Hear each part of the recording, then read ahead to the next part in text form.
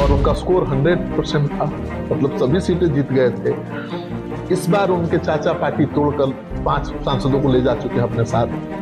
अब चिराग पासवान खुद अकेले इकलौते सांसद हैं अपनी पार्टी के, लेकिन चाचा के झटका के बाद उन्होंने काफी मेहनत की। हाजीपुर सीट चिराग पासवान लड़ सकते हैं, उनके पिता की सीट है, बीजेपी कहेगी। और पशुपति पारस साथ में भी रहते हैं तो बीजेपी कह सकती है कि उनके चाचा उनके पिता की पारंपरिक सीट रही है, उनके पिता यहीं से हमेशा चुनाव लड़ते रहे हैं, उनको साथ लेकर चलना दे दीजिए। संघर्ष कर रहे हैं हम, तो अब उस चाचा से कोई समझौता नहीं हुआ। मुझे नहीं लगता कि चिराग पासवान बीजेपी से, देखिए बीजेपी से पशुपति पारस का शायद हो जाए, हो सकता है, लेकिन चिराग पासवान का पशुपति पारस से समझौता नहीं होगा। वो बीजेपी के साथ जाएंगे और दोनों को 6-6 सीटें थोड़े मिल जाएंगी, जिसके पास मजबूत उम्मीदवार होगा। चिराग का पलड़ा यहाँ भारी लगता है, जिसके पास उम्मीदवार मजबूत होगा उसके साथ लोग जाएंगे, और चिराग का पासवान का पलड़ा भारी तो है।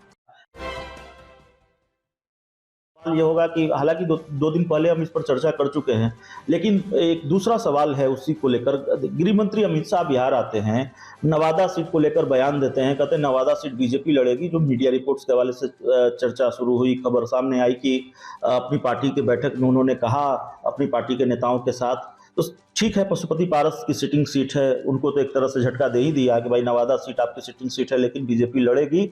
और अमित शाह ही ऐलान करके गए, तो फिर क्या हो सकता है।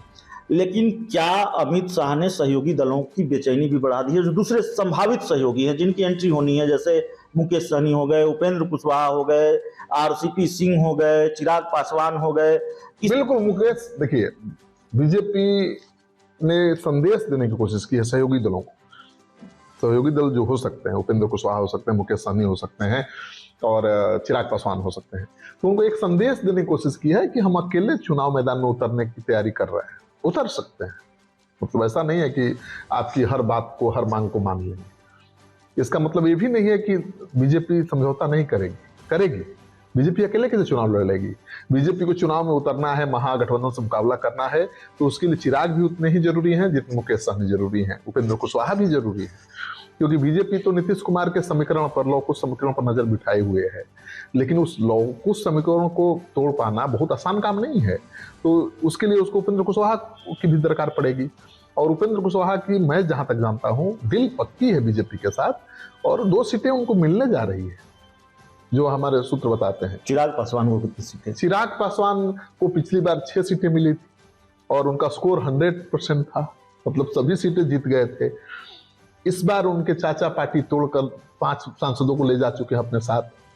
अब चिराग पासवान खुद अकेले इकलौते सांसद हैं अपनी पार्टी के, लेकिन चाचा के झटका के बाद उन्होंने काफी मेहनत की है और उनकी अलग पहचान बनी है, कोई शक नहीं है। पहले उनके संघर्षशील नेता के रूप में पहचान नहीं थी, लगता था कि भाई रामविलास पासवान के बेटे हैं, लेकिन चाचा ने ऐसा तगड़ा झटका दिया कि उनको घर छोड़ना पड़ा और बहुत संघर्ष करना पड़ा, तो एक अलग पहचान उनकी बनी है। और बीजेपी किसी भी कीमत पर उनसे चाहेगी कि समीकरण बने। हाजीपुर सीट दे रही है बीजेपी, बिल्कुल देगी। चिराग पासवान लड़ेंगे, मांगेंगे तो बीजेपी को देना पड़ेगा। बीजेपी ने तो संदेश दे दिया है भाई कि जो पहले सीटें मिली थी महागठबंधन में 6 सीटें, वो सीटें नहीं मिलने वाली है एलजेपी के, चाहे वो पशुपति पारस हो या चिराग पासवान हो। तो नवादा सीट पर बीजेपी खुद लड़ेगी। हाजीपुर सीट चिराग पासवान लड़ सकते हैं, उनके पिता की सीट है, बीजेपी कहेगी। और पशुपति पारस साथ में भी रहते हैं तो बीजेपी कह सकती है कि उनके चाचा पिता की पारंपरिक सीट रही है, उनके पिता यहीं से हमेशा चुनाव लड़ते रहे हैं, उनको साथ लेकर चलना दे दीजिए। तो इसमें कोई शक नहीं है। देखिए बीजेपी प्राथमिकता देगी चिराग पासवान। ये सवाल बार बार आ जाता है कि चाचा और चिराग एक होंगे कि नहीं होंगे। कल हमारी सहयोगी मुस्कान ने चिराग पासवान का इंटरव्यू लिया और हमारे दर्शकों ने भी ज़्यादा बहुत पसंद किया उस इंटरव्यू को। और उसमें चिराग पासवान से जब ये सवाल किया गया तो उन्होंने कहा, देखिए ये फैसला तो बड़े करते हैं, तो चाचा के पाले में गेंद डाल दी है। हाँ, उन्होंने कहा कि चाचा बड़े घर के बड़े फैसले लेते हैं और पिता के निधन के बाद तो चाचा ही घर में सबसे बड़े थे और उन्होंने फैसला ले लिया है। तो अब चिराग ने साफ कर दिया है कि पशुपति पारस के साथ वो जाने को तैयार नहीं है, उनको लेने को तैयार नहीं है। उन्होंने कहा कि मेरी पार्टी तक छिन गई, मेरे पास क्या था, विरासत में जो मिला था सब कुछ चाचा छीन ले गए, अब संघर्ष कर रहे हैं हम। तो अब उस चाचा से कोई समझौता नहीं हुआ। मुझे नहीं लगता है कि चिराग पासवान बीजेपी से, देखिए बीजेपी से पशुपति पारस का शायद हो जाए, हो सकता है, लेकिन चिराग पासवान का पशुपति पारस से समझौता नहीं होगा। वो बीजेपी के साथ जाएंगे और दोनों को 6-6 सीटें थोड़ा मिल जाएंगी जिसके पास मजबूत उम्मीदवार होगा।